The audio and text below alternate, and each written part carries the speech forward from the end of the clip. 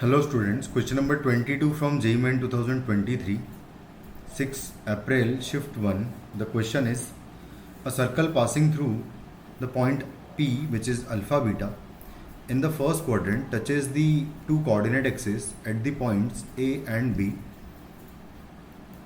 The point P is above the line AB. The point Q on the line segment AB is the foot of perpendicular from P on AB. Then and if PQ का value 11 units है then the value of alpha beta क्या आएगा ये बताना है मुझे। तो हम क्या करेंगे कि सबसे पहले एक डायग्राम अगर बनाया जाए तो कुछ इस तरीके से मान लेते हैं कि एक सर्कल होगा हमारा। उसके बाद फिर ये कुछ कोऑर्डिनेट एक्सिस दोनों बना लेते हैं। अगर इस पॉइंट का सेंटर की बात करें, मान लेते हैं कि ये पॉइंट a,0 है, ये पॉइंट 0,a है, तो जो सर्कल का सेंटर होगा वो a,a पर हो जाएगा और ये रेडियस भी a हो जाएगी। तो इस सर्कल का इक्वेशन अगर लिखूं तो आएगा x माइनस a का square plus y minus a का square is equal to a का स्क्वायर आएगा। इसको सॉल्व करूं अगर तो यहाँ से आ जाएगा x square plus y square minus 2ax आएगा, माइनस 2ay आएगा और प्लस 2a स्क्वायर आएगा। तो यहाँ पर सिर्फ a स्क्वायर बचेगा, सामने वाला एक कैंसिल आउट हो जाएगा। तो ये हमारे पास इक्वेशन ऑफ सर्कल आ जाएगा। अब यहाँ पर क्या हो रहा है कि एक पॉइंट है P जो कि यहाँ पर कहीं सर्कल पर है, जो कि अल्फ़ा बीटा पॉइंट है। वहाँ से foot of perpendicular basically Q point है इस लाइन AB पर, इसको AB कहूँ तो मैं। और इस AB की इक्वेशन की बात करें अगर तो equation of AB line equal to हो जाएगा x plus y is equal to a, क्योंकि हमेशा इस लाइन पर x plus y equal to a है, क्योंकि यहाँ पर भी दोनों का समेशन ए है, यहाँ पर भी दोनों का समेशन ए है। और 2 पॉइंट फॉर्म से वैसे भी अगर निकालेंगे इक्वेशन तो ये आ जाएगी बिल्कुल बिंदास तरीके से।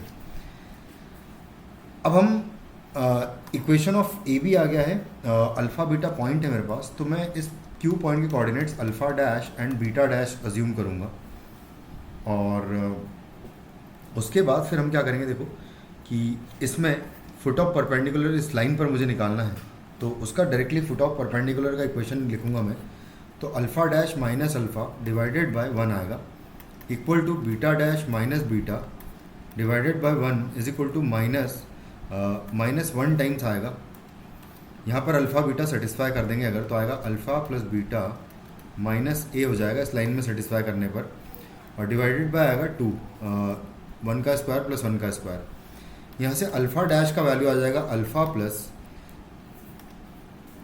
अल्फ़ा माइनस आएगा alpha plus beta minus a upon 2 आएगा, और बीटा डैश आ जाएगा यहाँ से beta minus alpha plus beta minus ए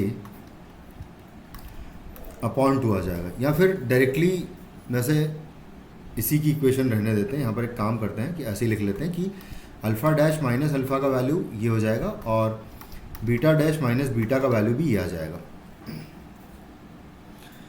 अब ये अल्फ़ा बीटा जो पॉइंट है वो इस इक्वेशन पर लाई कर रहा है, इस सर्कल पर, तो इसकी इक्वेशन को सेटिस्फाई करेगा। तो उसमें जब सेटिस्फाई करेंगे तो यहाँ से आएगा alpha square plus beta square minus 2a alpha minus 2a beta plus आएगा a स्क्वायर का वैल्यू इक्वल टू 0 हो जाएगा। यहाँ से इसको हम लोग यूज़ करने वाले हैं, क्योंकि अब मैं इन दोनों के बीच की डिस्टेंस निकालता हूँ जो ऑलरेडी मुझे गिवन है कि 11 यूनिट्स है।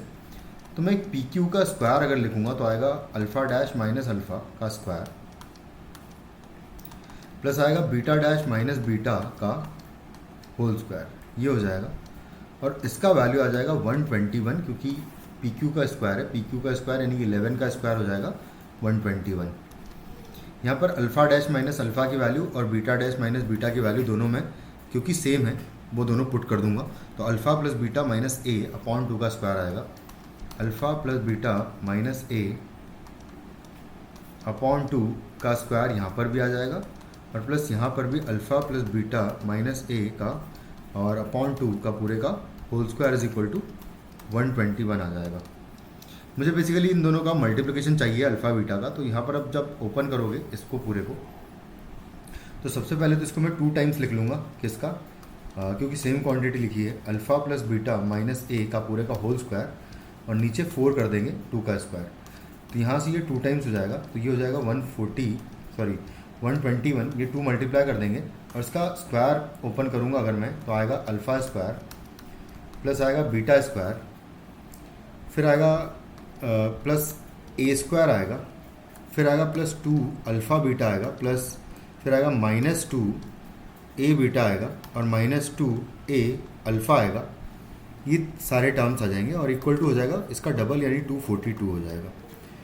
अब यहाँ पर अगर इसको हटा दें तो ये लिखा हुआ है alpha square plus beta square, फिर लिखा है -2a अल्फ़ा और -2a बीटा लिखा हुआ है और प्लस ए स्क्वायर भी लिखा हुआ है और साथ में लिखा हुआ है 2 अल्फ़ा बीटा।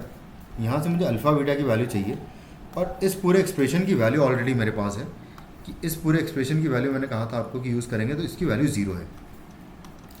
तो 0 + 2a अल्फ़ा 2 अल्फ़ा बीटा का वैल्यू इक्वल टू है 242।